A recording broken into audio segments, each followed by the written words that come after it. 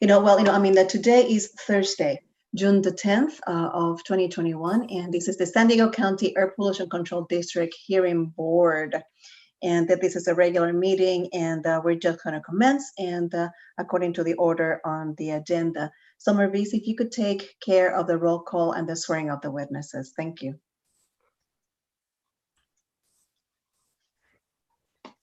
Thank you, Chair Rodriguez. Member Powers? Present. Member Smith? Yes.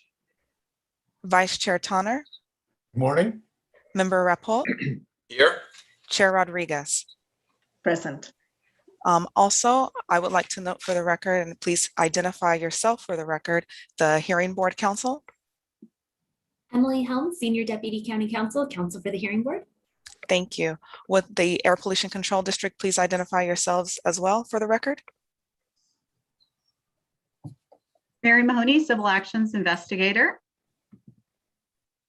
William Jacks, Acting Chief of Compliance. Paula Forbes, Senior Deputy County Counsel, Counsel to APCD.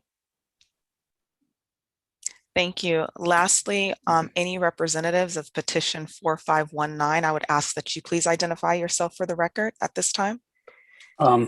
Good morning. This is Dave Silverstein for the petitioner. Thank you. At this time, I would also ask anyone present wishing to speak on behalf of the petitioner or the district to please raise your right hand. Please ensure that your video is turned on for swearing in. Do you solemnly swear that the testimony you give in the matter before this hearing board is the truth, the whole truth, and nothing but the truth? I do. Thank you. Thank you so very much, everybody, and particularly Marvis, for performing all those duties. I am trying to get, the laptop, on the correct angle. Perfect. So we are going to be following the agenda as it has been presented and distributed, certainly by the clerk of the board. And we are going to be reviewing the minute orders for May 27th, 2021. I would like, for the hearing board members not to let me know whether or not there are any comments that we would like to address at this time. I have none, Madam Chair. However, once we get done with the administrative items and before we open discussions on 4519, I have a statement that I have to run by the hearing board. Okay, sounds good. Duly noted. But that's after the administrative items. Yes, we'll do that. Anybody else, any other member of the board that would like to make comments, on the administrative items? I have no comments. Dr. Smith, Mr. Toner? No, I wasn't at the last hearing, so I have no comments. Okay. I have a, go ahead, Dr. Smith. No, I have no comments on it. Perfect, thank you. I have a minor comment, Marvis, because I know that Marvis not definitely present things pretty perfect. And it has to do on the page that says petition before the board 4517. It's one on the footer says statement of proceedings May 27th. And again, it's very minor typographical error. But if you see the very last line on that one, it says absent, Rappolt, and Toner, and then a colon. You may want to eliminate the colon. Noted. I'll take care of that. I'll go ahead and remove that. Thank you. I know, people that know me know that I don't know. They just, I noticed those little details. That's fine. Thank you for catching that. So thank you so very much, everybody. So if that is the case, bearing no comments, does the district actually have any comments on the matter as well? No comment. Perfect. So do I get a motion to accept, and approve actually, the board orders as presented? So moved. Second. Perfect. Marvis? Thank you, Madam Chair. Member Powers? Yes. Member Smith? Yes. Member Rappolt? Yes. Vice Chair Tonner? I'll abstain. I wasn't there. Okay, and Chair Rodriguez? Yes. Thank you. That motion passes with all board members being present and voting aye. Perfect. So thank you so very much. I believe, Tom, that the floor is all yours, because we're going to be proceeding to 4519 after your statement. Yeah, thank you, Madam Chair. Let's see, after thinking about this and having a little bit of advice from County Council, I need to make a disclosure, all right? A few weeks following the conclusion of the original appeal hearing for case 4516, and that's the Navy, reached out to me via email about having an informal discussion relative to topics involved in the Navy's petition on that case. Since the matter had been resolved and the hearing was closed, I agreed in principle to have a discussion. I provided notice to the Navy that if we had substantive communication on the matter, that I would have to recuse myself from any future petitions that came before the hearing board that involved the Navy. No meeting occurred and no discussion of the matter was conducted. Only scheduling considerations for a possible meeting was mentioned. Again, this communication was entirely by way of email. No phone calls or face-to-face meetings occurred. And during this period of time, just slightly after, the Navy issued a petition for a rehearing on the matter, and that's case 4519, the case before us today. And upon learning of that filing, I then ceased all communication with the Navy. Questions or comments from participants, including the district, the public, petitioners to hearing board members regarding past and closed hearing board cases is not uncommon. I've seen it a lot, all right, at conferences, meetings, impromptu discussions. But ethical restraint by the hearing board members is important to preserve the impartiality of the hearing board. And I can attest this has and is always been my first priority. To this high standard, though not legally bound to do so, since my communications were minimal and non-substantive, out of an abundance of caution, I am disclosing this communication at this time. I have concluded that I can be entirely impartial on matters before the hearing board that involve the Navy. Further, I can attest and state that I have no pre-existing or present affiliation with the Navy, and I am not in pursuit of any relations with the Navy, such as contracts, subcontracts, etc. At this stage of my career, I have no interest in doing any projects for the Navy, I can assure you that. I have never served in the Navy, and no one in my immediate family has served in the Navy. I ask at this time if there are any parties to this petition or members of the public that are present in accordance to Rule 5 of the hearing board that wishes to request the disqualification of me with regard to this rehearing, to please state with particularity the grounds upon which it is claimed that a fair and impartial hearing cannot be accorded. I request that if my impartiality and fairness issue is in question by any of these parties and is raised by any party herein, that it shall be finally determined by other members of the hearing board, and that would be today. So I await any comments or discussions, and I await the judgment of my fellow colleagues on the hearing board whether I should sit in this hearing or not. Go ahead. Definitely I have to say thank you so very much. Tom, definitely nothing less, is expected of you. I have served with you, 20 years on this board, and I know certainly, of the integrity with which you work and how transparent you are, in your dealings. Personally, I have no issue. I know that definitely there's the issue of impartiality, but it's also weighed against, the issue of your vast and extensive knowledge in air, the pollution and control activities. So losing you definitely, from a technical standpoint, it would be a miss to all of us, including petitioner, by the way. On the other hand, that personally I have no issues whatsoever. So I'm going to definitely allow, the other members of the board, to express their views and opinions at this point. Thank you. You're welcome. I would just say thank you, Tom, for your transparency. Based upon your statement, I have no qualms about you sitting on this board for this hearing. Yeah, Dr. I have Smith? no, Go ahead. Go I have ahead. no issues with this. I served as a civilian with the Naval Facilities Engineering Command in the 1980s. My father's a Navy veteran. My grandfather's a decorated Navy veteran. I don't feel that will influence my vote at all. So thank you, Tom. Thank you. Thank you. Dr. Smith? Dan and my family are all decorated Navy veterans from the Second World War, and I have no problems.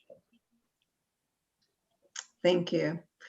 Any comments, I mean, from the district? I mean, that any of the members from the district or the or petitioner? I appreciate Member Rappolt's transparency on this issue. I don't have any concerns with him moving forward with the hearing, given that there were no substantive discussions that had occurred. The Navy brought this to our attention as well, and I appreciate that ahead of time. So at this point, we don't have any concerns. However, we do appreciate Member Rappolt's insistence on not having those ex parte communications on a substantive basis, because we would be challenging his participation if that had occurred. But based on what he said, we don't have any concerns. Thank you, Paula. The petitioner has no comment, except I appreciate district and hearing board counsel explaining the workings of the ex parte regulation. Thank you.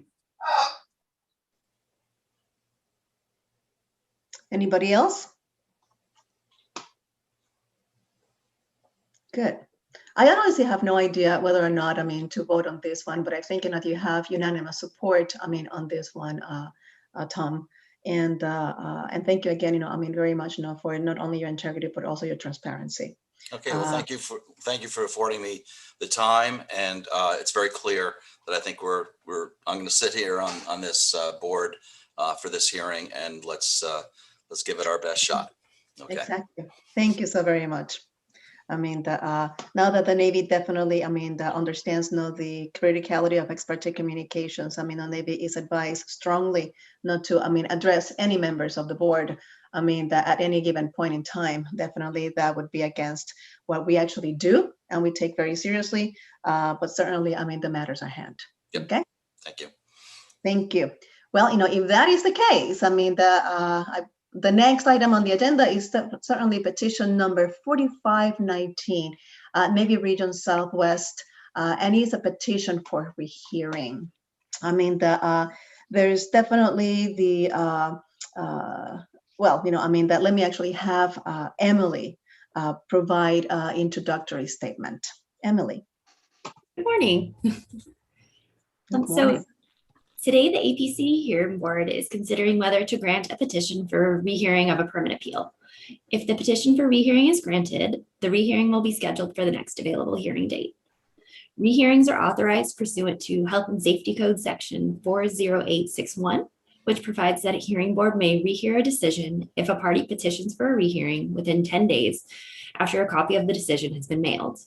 Hearing Board Rule 30 provides that the hearing board shall base its decision upon the contents of the petition and, in its discretion, appearance by the petitioner. As the hearing board is considering a petition for rehearing regarding a permit appeal, we would like to remind the hearing board that, pursuant to Health and Safety Code 42302, the standard of review is whether the permit was properly denied, suspended, or issued. And pursuant to the court's decision in Valero, the burden of proof is on the petitioner. Thank you, Emily. I mean, for those words and definitely those instructions are very keen, I mean, to what we need to actually do today. Certainly, I know that this was definitely an interesting hearing. I mean, certainly we want to get to the crux of this. So our scope today is very narrow and very limited. And despite the 30 questions that I have actually listed, so we're going to just keep it to whether or not, I mean, that we're going to find, I mean, good cause, for every hearing that, again, needs to be noticed, I mean, that by the clerk of the board for the future date. And pretty much, I think, that's what is in front of us today. That is the goal. Okay.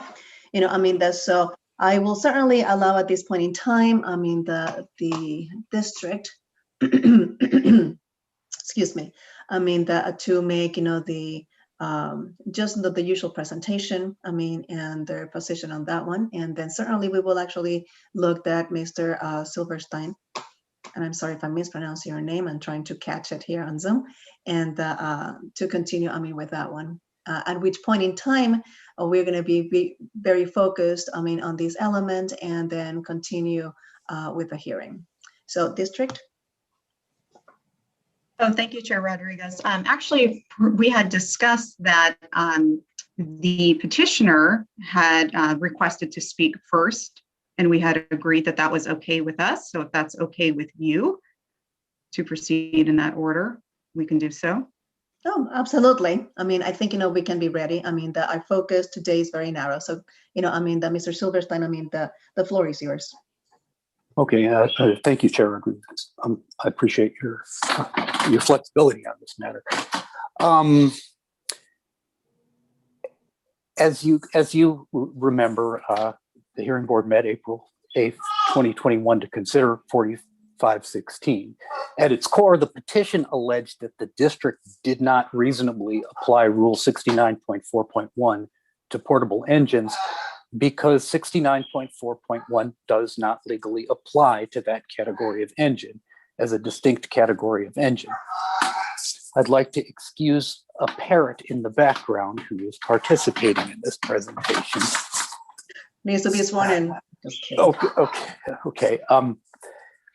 The argument on the legality of the rule requires the hearing board to fully understand the surrounding facts and circumstances in order to properly consider what we're saying. In other words, the facts include the context and the history that makes the intent of the rule, that makes the coverage of the rule clear. Can you excuse me for one moment?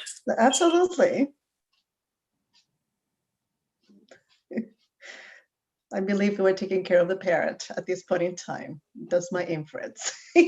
So that I Maybe stop giggling. let it go I stop free. giggling.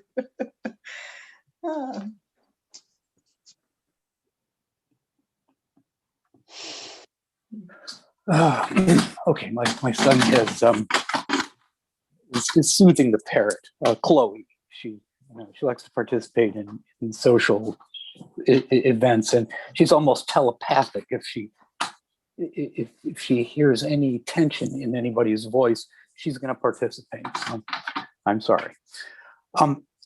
Anyway, our main point is that to fully consider this, the board needs to know the facts and circumstances, including the context, the regulatory context of the rule, and the history of the rulemaking in order to understand its applicability to the subject matter. The rule is, after all, called the stationary reciprocating internal combustion engine rule, and by its own terms, it only applies to stationary reciprocating internal combustion engines.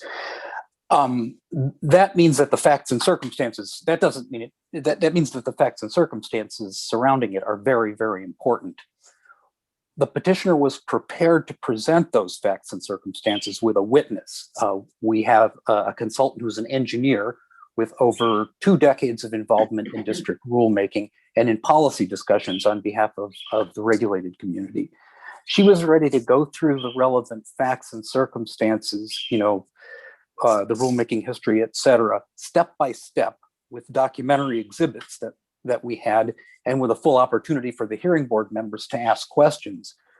But the hearing board prevented the presentation by the witness, and I think in doing it, seriously diminished its ability to understand the main argument in the petition.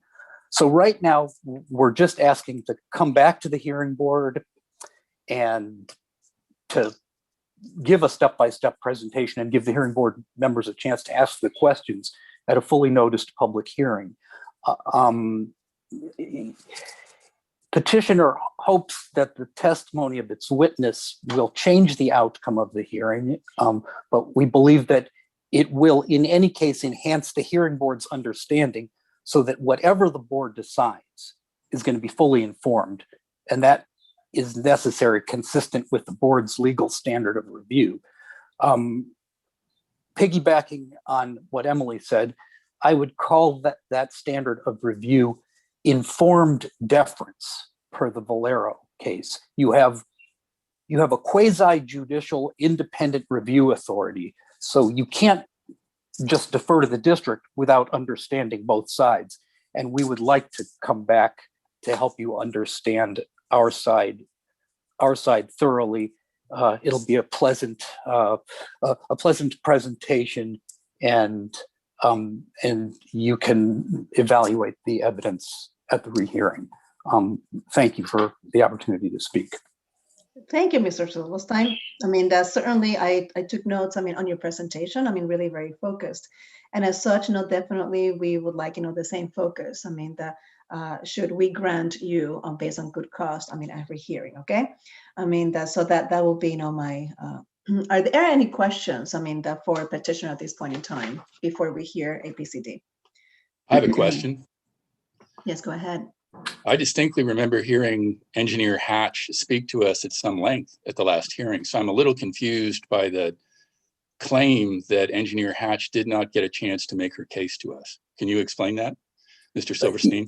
I can. It is true that Ms. Hatch did get a chance to interject, but when she got into the history of the rulemaking, unfortunately, we misunderstood what the intent of the discussion was, and she was cut off at that point. It's also necessary, given the facts and circumstances, that we be able to give, rather than just a kind of an interjected ad hoc speech, our little dog and pony show with our exhibits and go step by step through it. Some of the hearing board members understand exactly what's going on, but it's much easier to make sure that everybody understands. I think it's a complicated, I think it's a kind of a complicated discussion. It's at least an extensive discussion. I would like to comment, though, that I clearly understood what Engineer Hatch was saying, and I thought she gave a complete statement. And that's all I have to say. Okay, thank you. Are there any other comments? Please, Member Rappold, Tom? You're on mute. You're on mute. Sorry about that. Sorry. Part of this is, and I think the confusion may be the standard in which the hearing board needs to meet. We're not here to evaluate the rule. The rule is the rule, and the rule is been developed by the APCD through public, meeting processes, stakeholder meetings. It's been around a long time. In my opinion, the district presented ample evidence, which in essence, the burden was not on them to prove. The burden is on the Navy to prove unreasonableness, but nevertheless, the district presented ample evidence to show that this rule has been applied evenly and consistently through other petitioners and applicants, in the permitting community. And so as a result, this hearing board can't give you special treatment because of your special circumstance. At least that's where I came from in the meeting. And I don't know. That's my position on that. So.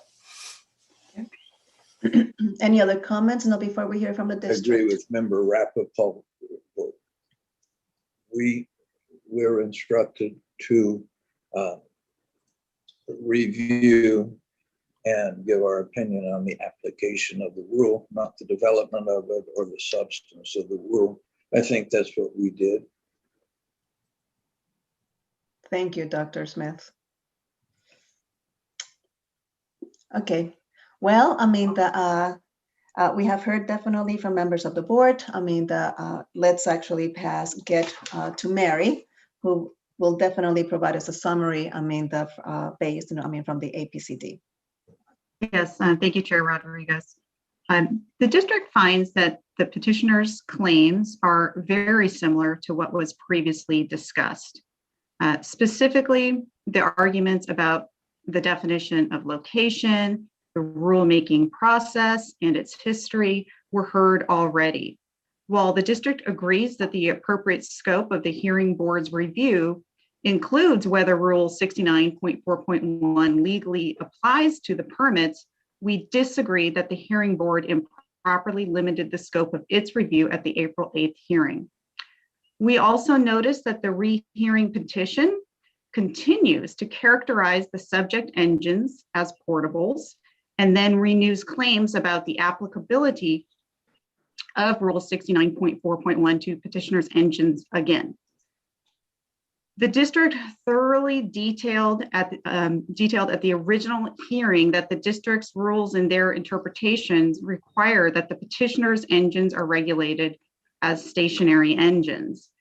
That being said, if the board agrees to the rehearing, the district will not oppose their decision. Thank you, Mary.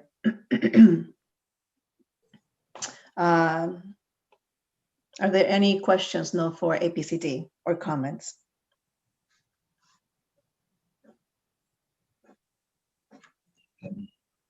I need to see if anybody's actually on mute. Perfect. Mr. Toner definitely, is a legal representative. As a member of the board, Nick, do you have any comments to make on this one since you chaired that meeting? No, other than I would just, I'd like to reflect what the other members have said, that I thought we had extensive conversations about what he's asking to review again, what the petitioner's asking us to review again. I thought we covered it. Thank you. I'm going to definitely share my comments because, I'm never at a loss for words on this one. And Mr. Silverstein, I believe that the original presentation by the Navy was really very full and complete, and the APCD hearing board provided ample time for you and Mrs. Massey Hatch, whom we know, time to provide, the evidence and certainly to make the presentation. Definitely, this was not an interjection. An interjection, I think, by definition, whether you take, a Merriam-Webster dictionary or, the Oxford Dictionary, is momentaneous, incomplete, and usually full of emotions, oftentimes. But this was not the case, however, because now there was ample time, for Ms. Hatch as well, to discuss and present, her view. Now, was that to the satisfaction of the Navy? Maybe that had to do something, with the presentation and the organization that the Navy actually provided during the date of the hearing. The it should have been maybe a little bit more time for Ms. Hatch as opposed to the time, getting, on the applicability. So more time maybe on the substance, as opposed not to the other, the applications. So, again, that is my view. My view definitely is in support, of what has been said today, that the hearing board and definitely each member provided ample time for communications, the presentation, and definitely exchange of questions and answers. From both, you, Mr. Silverstein, as well as Ms. Hatch. Okay. Certainly, my position definitely, would be kind of interesting on this one, because even though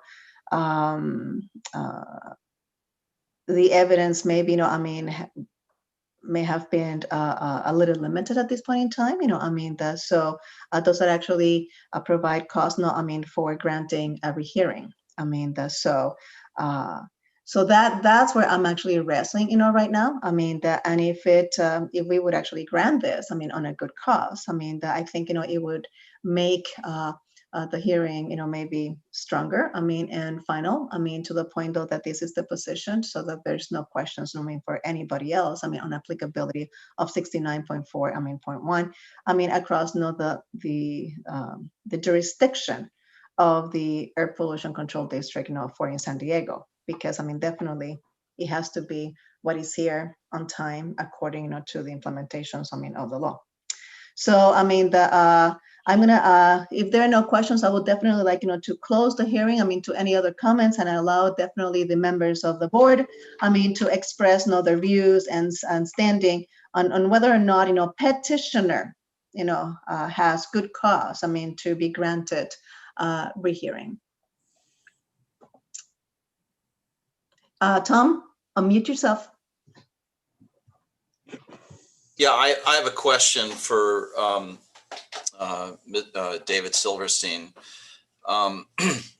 If a hearing was redone or granted to be redone, can you bring evidence to the effect that the Navy, the APCD has not treated the Navy's application consistently with other applications on this rule? Consistency is not an issue. We haven't made an issue of consistency. We don't think that the APCD is trying to be unfair in any way. They don't have a history of being unfair. It's a matter of reasonableness. Okay. It has to be both consistent and reasonable.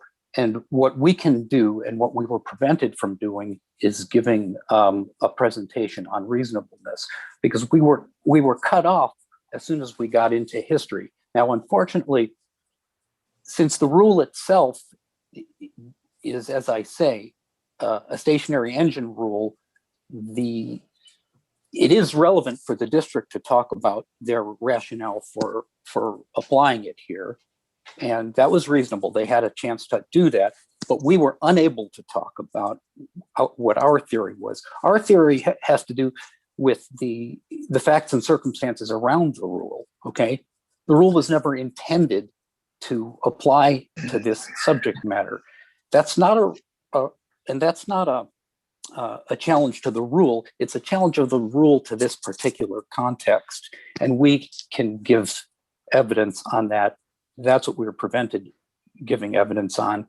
And we'd like to just have Ms. Hatch just come here and give you, if you will, a dog and pony show.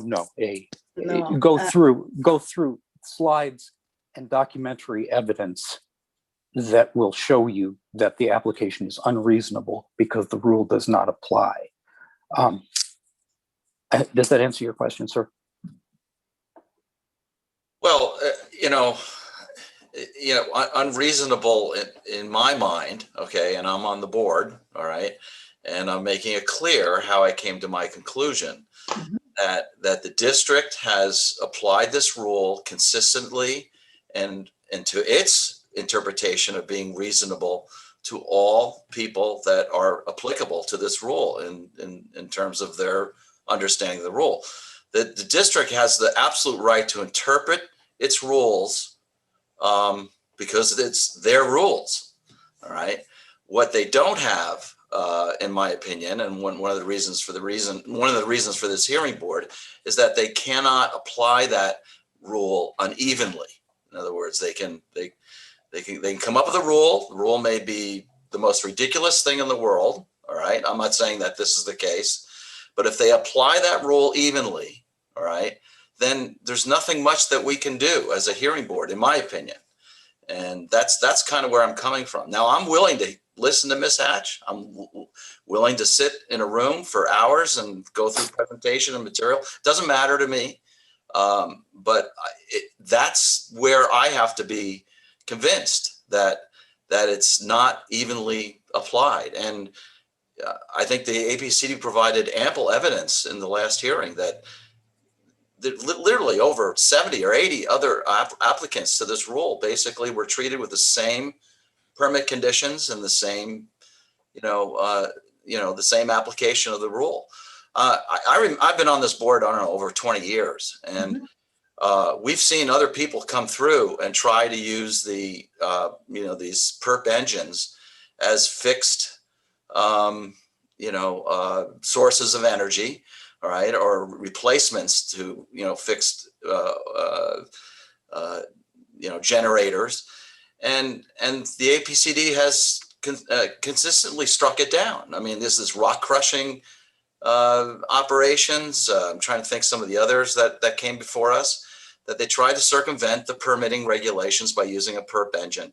Now, I'm not saying that's what the Navy is trying to do, but I think the APCD is being very careful to make sure that the perp engines are not abused, for purposes of where a stationary source should be.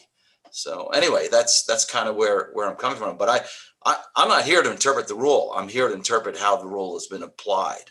And if you can deliver evidence to the contrary, certainly willing to hear it. But we didn't see it the last time. You had a lot of opportunity to do that. Mm-hmm.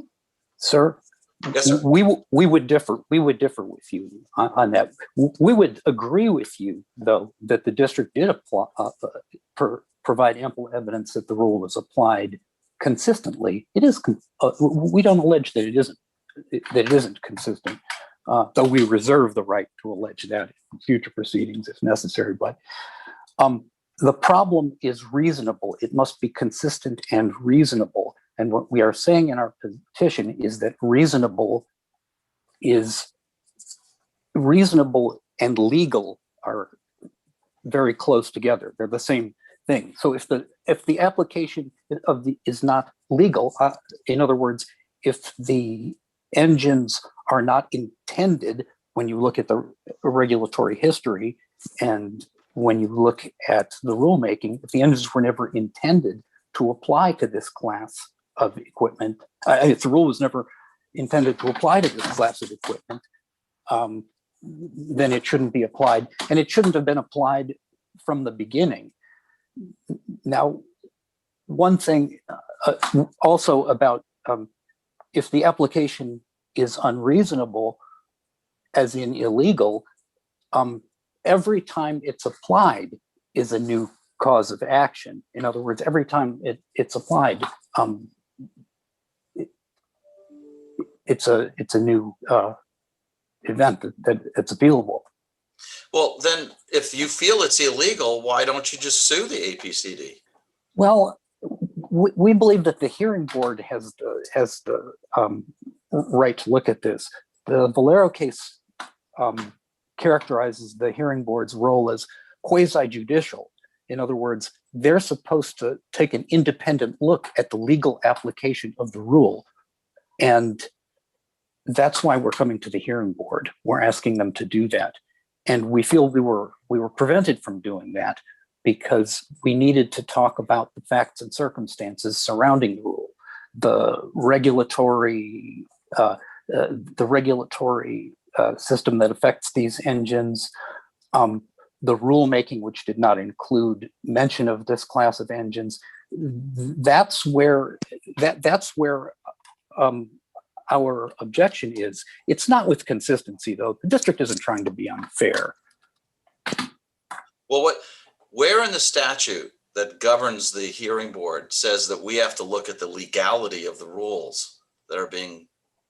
It says it in the Valero case. I cited a few things in the petition itself. That's under precedent, but Well, it's a judicial ruling, and that is binding on you, I believe. You can ask. You're free to consult your counsel. But what that says is that the hearing board should not forfeit its oversight function by automatic uninformed deference to district staff. The hearing board's review does not encompass any broader inquiry than simply determining whether the air pollution control officer's interpretation and application of the regulations were correct as a matter of law. And that's the Valero case at page 640. If that's in our petition, it's in our petition. I saw it. Oh, good. Okay, I'm sorry. No, I mean that one of the things. No, I mean that is of concerning to me, though. I think that the claim, that understands. I mean that the rule maybe was inappropriately applied. I mean, for your case, I think that is definitely at the bottom of your request, I guess, on your position. But do you have? I mean, let me put it this way. I mean that. If you were granted this, request for hearing, I want discrete impact where you would say that going back to unreasonableness, let's say I need to get, from my head and my notes, that it is inappropriate for this. And again, I'm the chemist. I mean, on the board, so I mean, give me numbers, give me graphs, give me, trends. I get inappropriate. This is the evidence. Okay. It was excessive. This is the evidence. I mean, of our context. Is it harmful? Or, I mean, is it also lacking justification? Because I'm going to be very honest with you. I mean, Mr. Silverstein, at this point in time, you're losing me because we're rehashing the same thing again. And we're not getting now to substance, because definitely, I mean, and I'm sorry to misuse the dog and pony show because it struck a negative chord on me. This is not a dog and pony show. We take this really very seriously. We spend a lot of time to be impartial and being unbiased and being certainly fair, I mean, on application of the hearing and also, I mean, on the conditions, I mean, for granting, I mean, or denying a variance. But, without that, we're just listening to the same story again. It gets to be repetitive, I mean, and lacks the substance. I mean, because the burden of proof, I mean, as it has been mentioned before, several times before, it's on you. So are you ready then to present? This is it, and this is the evidence, because I don't want to hear this again. And to be honest with you, I mean, if your position is that Ms. Hatch was not giving, I mean, proper time, I mean, to provide evidence, which definitely I disagree with, okay? I don't want to hear anything but that. So are you ready to do that? Ms. Rodriguez, absolutely. That's absolutely what we want to do. Our position is that Ms. Hatch was prevented from giving that testimony with documentary evidence that will show what we're saying. Without that evidence, that's all we can do is stand here and say it's illegal, it's unreasonable. We don't want to do that anymore. We'd like to just go through the documentary evidence and the testimony one time for this hearing board and let you folks make up your mind with a thorough understanding of our point of view and a thorough understanding of the district's point of view. That's all we want. And then we would feel that we have been properly heard. And this matter will not be coming back to you. Okay. I mean, that's so, any other words, any other questions, I mean, of petitioner or the district at this point in time? Yeah, I really am opposed to letting the Navy come back to us. I mean, we are busy people, and I'm looking what the Navy said in their April 8th statement. The conditions are not unreasonable. Check the fan belts every 6 months. Check the oil every year. I mean, I'm a former Navy maintenance and retrofit engineer. This is trivial. And I do resent the Navy coming back for this kind of trivial request to me. I'll leave it at that. Thank you, Bill. I mean, the very strong words, very, very keen to what we're hearing right now. So, I mean, Mr. Toner, I mean, would you like to share any words with us? I think the petitioner is asking us to make one determination whether or not location, the term location, defining location, is the whole crux of this matter. And I'm not going to substitute my definition for the districts. The district has made a determination on the definition of location. And as far as I'm concerned, it's reasonable. And that's it. Okay. Thank you very much. I mean, Nick. Dr. Smith.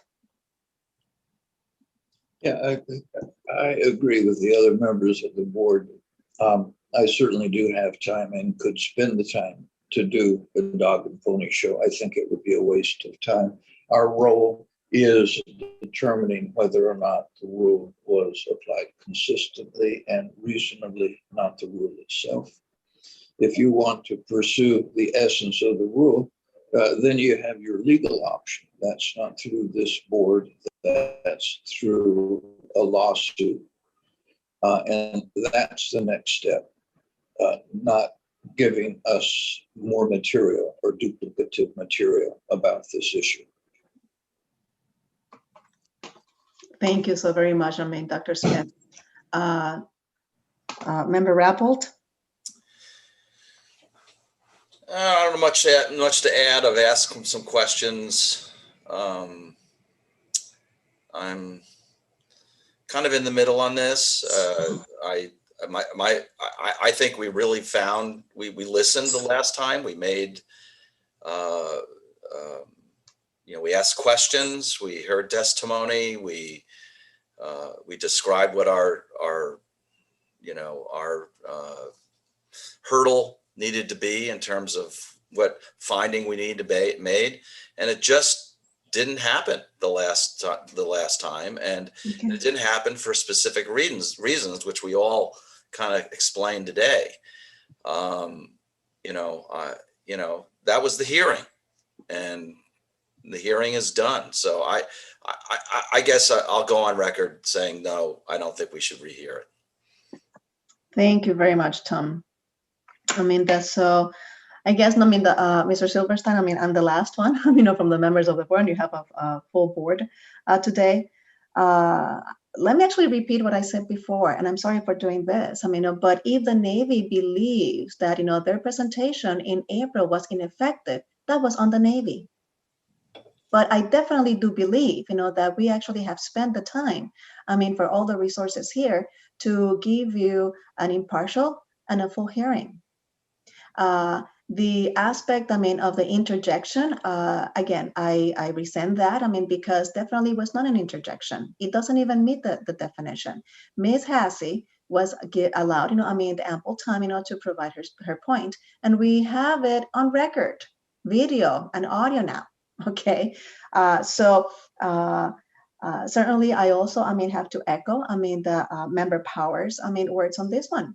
If it's an issue of maintenance, if it's an issue of lack of maybe resources, that is for the Navy to manage.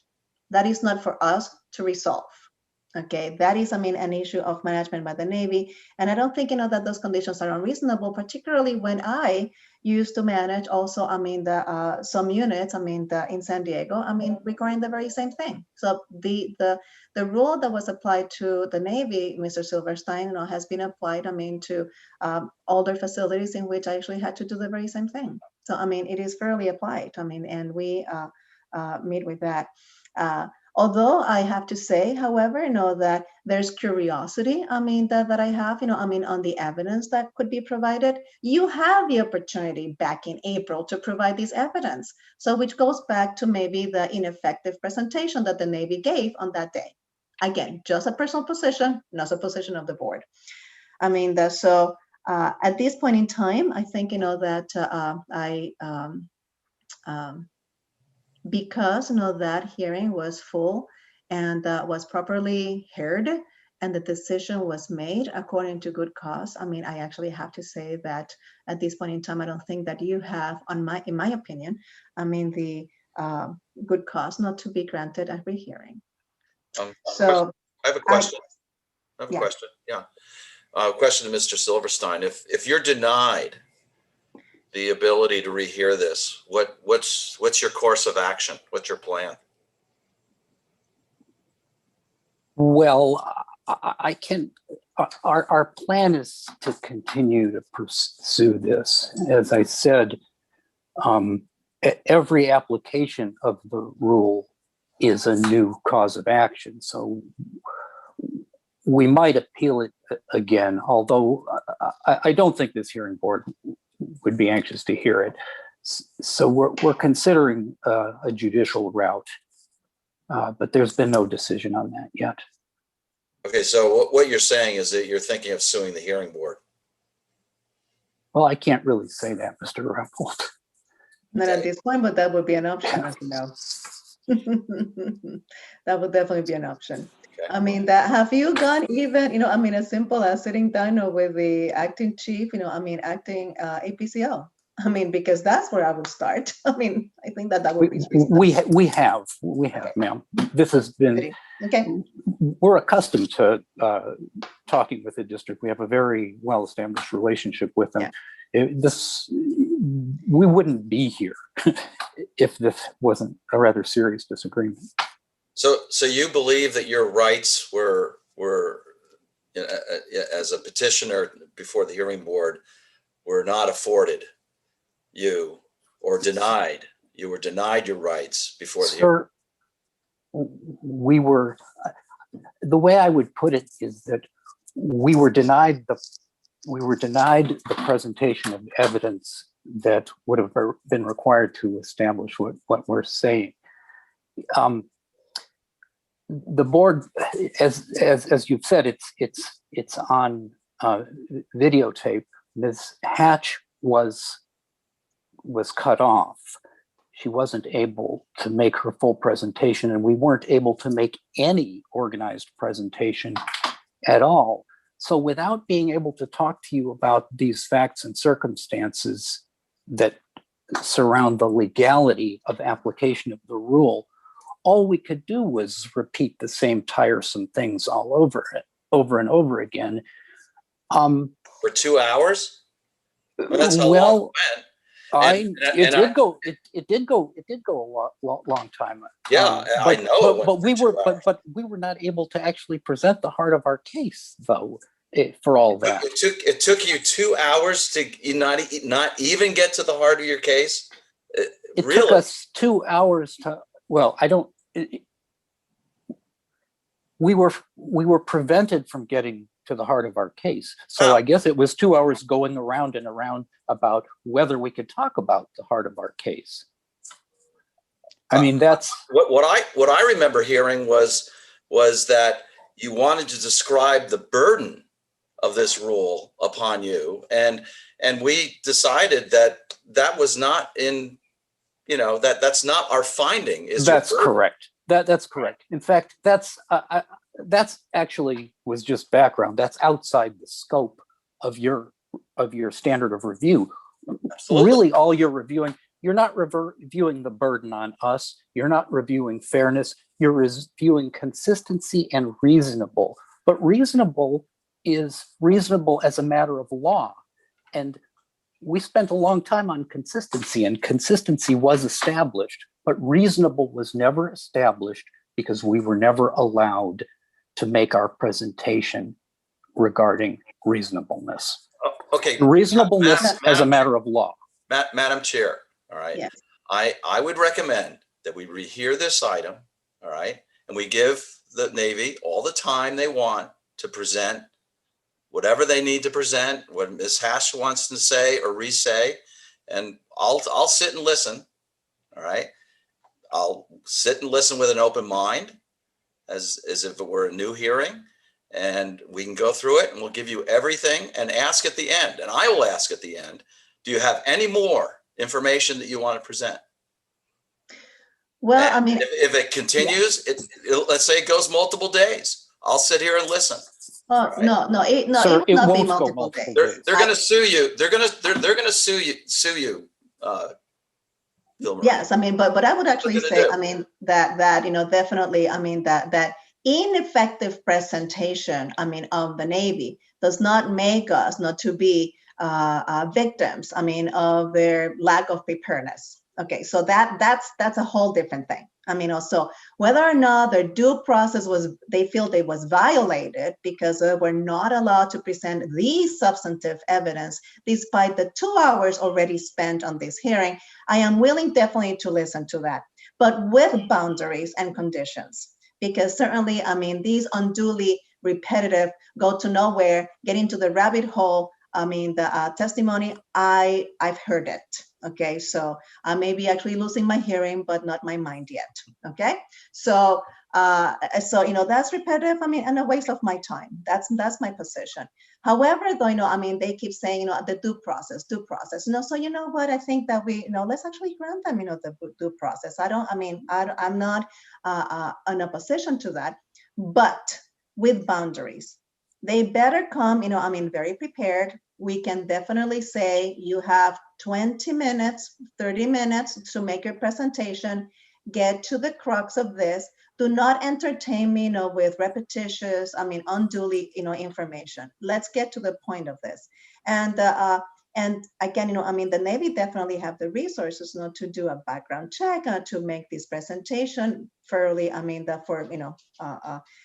I then at that point in time, I have no problem whatsoever to make sure that, their evidence that needs then to be provided per hearing board rule 20, and which is like 7 days before the meeting, so that we have had ample time to review, and that is consistent, and to the point. I personally have no plan to do that. But yes, if they continue saying that the due process was violated, then actually for me, let's hear it. But it has to be with boundaries, because I'm not going to sit here to rehash some unduly, and maybe lack of substance type of rehearing. So that would be, here. Member Powers. Yeah, I would continue to oppose granting this. And the reason is that I definitely don't rely on Engineer Hatch's contemporaneous statements during the hearing as the primary source of information. I mean, I think all of us, we got a nearly 300-page packet a week prior to that hearing in April. I spent several hours reading it to make sure I understood all of the arguments. I wasn't looking for the Navy to school me on how all of this works during that hearing. I was just looking for the Navy to provide some additional insight possibly, but I'd already had a very good idea of what the case was about when we had the hearing. I thought Ms. Hatch got her opportunity to speak. I thought she was speaking mostly on material that was completely irrelevant to what we have control over. And I'm just concerned about a major player like the Navy, who has full-time lawyers and can tie us up again and again and again, doing it for reasons that I feel are not substantive. And I am hesitant I shouldn't say hesitant, I will definitely vote no about a rehearing. I just think that the strategy seems to be just grind us down. And I don't think this is not a difficult call. And so that's the extent of my comment. Thank you, Member Powers. That's Sir, let's go ahead. May I? We could do this in 30 minutes. That's all it would take. And we would be willing to accept a limit of 30 minutes. The comments right now indicate that it would be beneficial for us to do this, because this is not about location. This is about the legality of applying a rule to equipment that it does not apply to. And a 30-minute presentation would be all we would request. I have no other comments. Gosh, you had that opportunity, and we spent 2 hours with the material. In fact, I spent more time than that reading the material that was provided.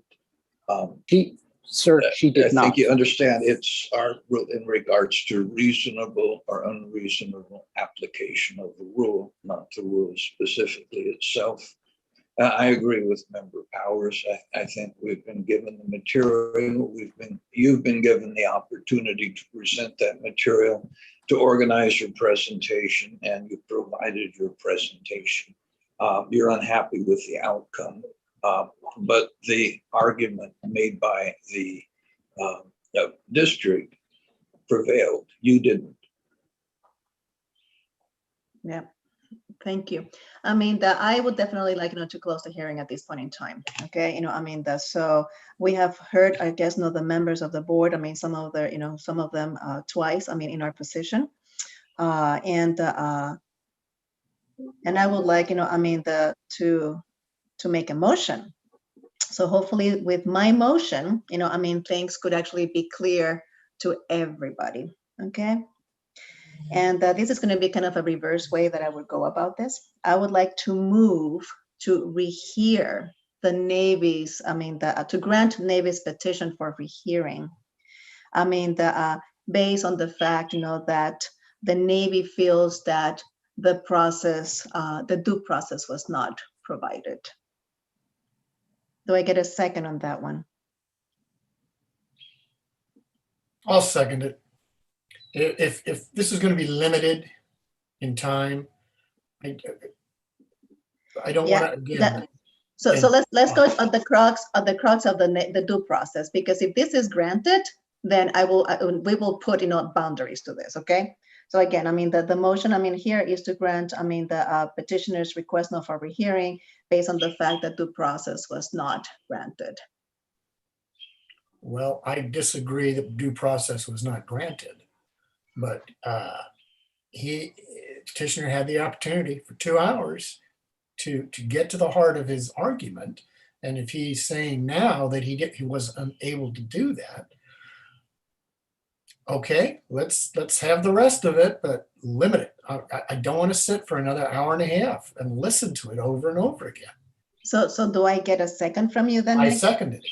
Okay. Your motion. Okay. So the Marvis, could you please, call it? Thank you. Can you read the motion again, please?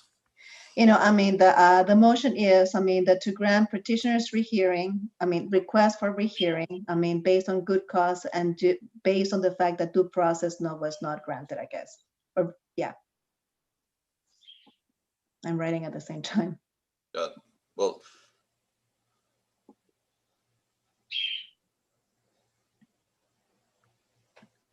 so the motion is that we are voting that due process was not afforded to the Navy. That's just to be clear. Yes. Okay. I would vote no for that. I'll go ahead and call the roll. Member Powers? No. Member Smith?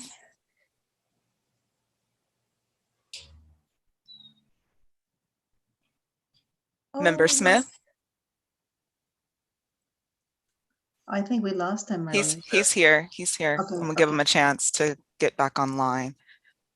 Member Smith? Are you able to hear me? Yep, I'm able to hear you now. Okay, we are in the process of doing the roll call for the vote. The last minute or so. There is Well, a motion on the floor. I'm opposed to the motion. Okay. Member Smith is opposed. Member Rappold? Opposed? Vice Chair Tonner? I'm opposed. Chair Rodriguez? Opposed. Thank you. That motion fails with all board members being present and voting no.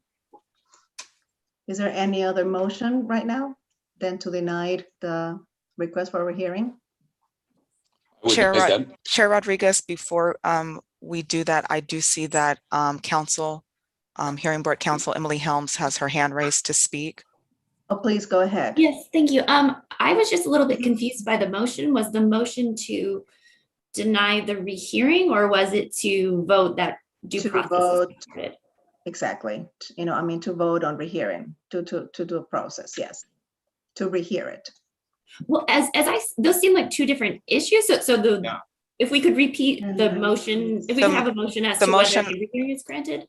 Right, the motion that was on the floor was to grant the rehearing of the petition based on good cause, being that due process was not afforded. That was the motion that was just voted on. And I'll make it clear. I will not admit that due process was not afforded. I think it was. All right. So, but no, I had to vote against it because of that verbiage. Exactly. Yep. So I just wanted to make, I just wanted for it to be very clear, that definitely due process was afforded. Yep. Okay. So that was the point, of the motion. So now, now for the next motion, do we actually have a motion to deny petition request for rehearing? I would make that motion. Okay, so Bill Powers will make that motion. I would second that. Okay. Marvis, Thank you. Member Powers, Aye. Member Smith,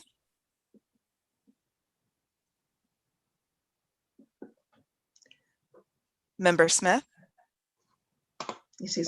I'm going in and going out. Is this the motion to accept or to deny? this is the motion to deny the rehearing.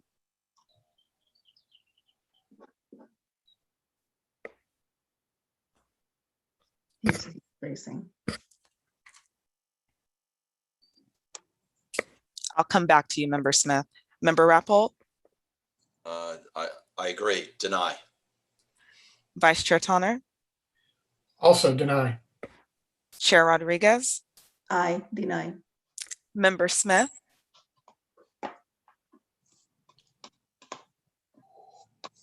Comes. you're muted, Member Smith. If you,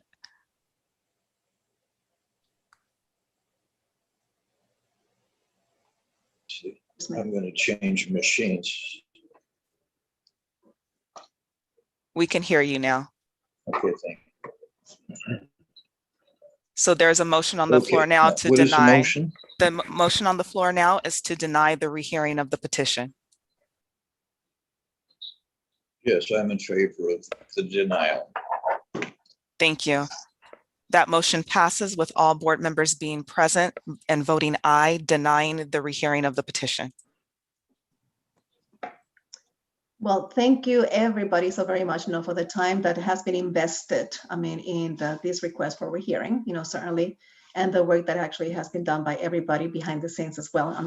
From County Council, for both APCD Hearing Board and also APCD, and definitely members of the Hearing Board. Are there any other comments? I had a minor administrative comment about the approval of the minutes earlier in the hearing. I just wanted to note, I believe Marvis, that you had mentioned that all members present voted aye, except for, I wanted to note that Vice Chair Tonner abstained. Yes, that was a minor point. Good catch.